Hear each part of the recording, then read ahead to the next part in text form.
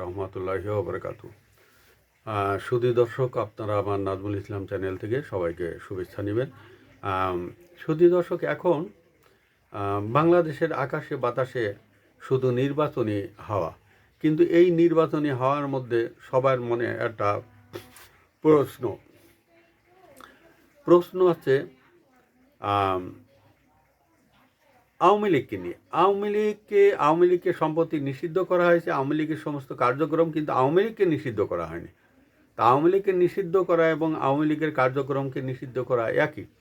আপনি আওয়ামী লীগকে নিষিদ্ধ করলেন না, কিন্তু আওয়ামী লীগের কার্যক্রম নিষিদ্ধ করলেন। সম্প্রতি আমেরিকা যুক্তরাষ্ট্রে এটাকে নিয়ে একটা বিপদের সম্মুখীন হয়েছে।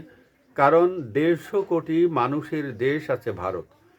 সেই ভারত আওয়ামী লীগের পক্ষে লবিং করছে, অন্যদিকে পাকিস্তান, চীন এরা লবিং করছে বিএনপি, জামাত এবং এনসিপির দিকে। এই দড়ি টানাটানিতে এদিকে আমেরিকার সাথে চায়না এবং ভারতের শীতল সম্পর্ক চলছে। মোটামুটি চায়নার সাথে একদমই খারাপ এবং ভারতের সাথে একটা শীতল সম্পর্ক চলছে। আর পাকিস্তান অবশ্যই আমেরিকার আন্ডারেই আছে, কিন্তু পাকিস্তান কোনো ফ্যাক্টর নয়। এখন বিষয়টা হচ্ছে যে আমেরিকা দোদুল্যমান অবস্থায় পড়ে গেছে যে তারা কোন গ্রুপকে সাপোর্ট করবে। কারণ 150 কোটি মানুষের যে বাজার ভারত, সেই বাজারটা ধরে রাখার জন্য আমেরিকা মরিয়া হয়ে গেছে। এবং মরিয়া হয়ে যাওয়ারও কারণ আছে, কারণ 150 কোটি মানুষের যে বাজার, এখানে আমেরিকা বিলিয়ন বিলিয়ন ডলার ব্যবসা করে এবং তাদের এই ব্যবসাটা ধরে রাখা এখন খুবই গুরুত্বপূর্ণ বিষয়। এই জন্যই তারা কাকে ক্ষমতায় আনবে। শেখ হাসিনার বিষয় আমেরিকার তেমন একটা গুরুত্ব নেই, কারণ শেখ হাসিনা কে দিয়ে আমেরিকা কোনো কাজ করাইতে পারেনি এবং আমেরিকা দেশে দেশে এমন একটা সরকার চাই যে দুর্বল একটা সরকার চাই। এই আমেরিকা যে কথা বলবে, আমেরিকার কথা মতন ওই সরকারকে চলতে হবে। এখন এই বিষয়টা নিয়ে পড়েছে মহাবিপদী। আমেরিকা এখন জামাত ইসলামীর সাথে মোটামুটি পর্দার আড়ালে তারা আলাপ আলোচনা করছে। অন্যদিকে ভারত, যেহেতু আওয়ামী লীগ নাই, ভারত এখন বিএনপির দিকে ঝুঁকছে এবং বিএনপিকে তারা ক্ষমতায় আনতে যাচ্ছে। বিএনপির দিকে তাদের আশীর্বাদ আছে। এই আশীর্বাদের নিয়ে এটা আমেরিকার সাথে এবং ভারতের মধ্যে টানাপোড়েন আছে। কারণ জামাতকে ক্ষমতায় আনতে গেলে তারা জামাতকে দিয়ে অনেকগুলো কাজ তারা করাতে পারবে, কিন্তু বিএনপিকে দিয়েও অতটা কাজ করাতে পারবে না। এখন এইটা নিয়ে পদ্মার আড়ালে অনেক, কারণ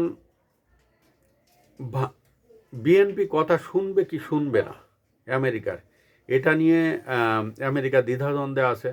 কারণ এটা শহীদ প্রেসিডেন্ট জিয়াউর রহমানের দল। তারা বিএনপি কখনো আমেরিকার সাথে অতটা উন্নত মানের সম্পর্ক ছিল না, তাদের সাথে সম্পর্ক ছিল চায়না। এবং চায়নার যে লবিংটা, এটা বিএনপির বরাবরই ভালো। আর ভারতের সাথে বিএনপির সম্পর্ক কোনো কালে ভালো ছিল না, কিন্তু ভারত সাবেক প্রধানমন্ত্রী বেগম খালেদা জিয়াকে তাদের দেশে যখন আমন্ত্রণে যায়, তখন তাকে লাল গালিচা সম্মান দিয়েছিলেন এবং খুবই তাকে সম্মান দেখিয়েছিলেন। আর এই বিষয়টা বিএনপির মনে আছে, এই জন্য তারা আবার ভারতের দিকে ঝুঁকার চিন্তাভাবনা আছে। এবং এইটা নিয়ে ভারত এবং আমেরিকা একটা পদ্মার আড়ালে কিছু একটা করার চেষ্টা করছে, যে মাঝামাঝি দুই দেশের মাঝামাঝি একটা কিছু করা যায় কিনা। ভারত চাচ্ছে যে আমেরিকা ভারতের চোখ দিয়ে বাংলাদেশকে দেখুক, আর আমেরিকা চাচ্ছে যে সরাসরি আমেরিকা ডিল করবে। এই ডিল করাকরি নিয়ে ভারত আর আমেরিকা দুই দেশ টানাপোড়েন লাগিয়েছে। এই টানাপোড়েনের মাঝখানে বাংলাদেশ চলছে। অনেকের মনে একটা সন্দেহ আছে যে এইটা নির্বাচনটা হয় কি হয় না। নির্বাচন নিয়ে সংশয় আছে। আবার অনেক বুদ্ধিজীবীরা বলছে যে 12 তারিখে নির্বাচন, 11 তারিখেও বোঝা যাবে না যে নির্বাচন আদৌ হবে কিনা। কারণ শেষ মুহূর্তে বাংলাদেশের নির্বাচন ভণ্ডুল হওয়ার বিভিন্ন উদাহরণ আছে। এর আগেও 2007 সালে বাংলাদেশে নির্বাচন ভণ্ডুল হয়ে গিয়েছিল এবং তখন বাংলাদেশে একটা বিরূপ প্রতিক্রিয়া সৃষ্টি হয়েছিল। শুধু দর্শক, আগামীতে এইটাই দেখার বিষয় যে বাংলাদেশে এই ধরনের কোনো সমস্যা হয় কি না, এইটা নিয়ে জনগণের মধ্যে একটা দ্বিধাদ্বন্দ্ব ভাব আছে।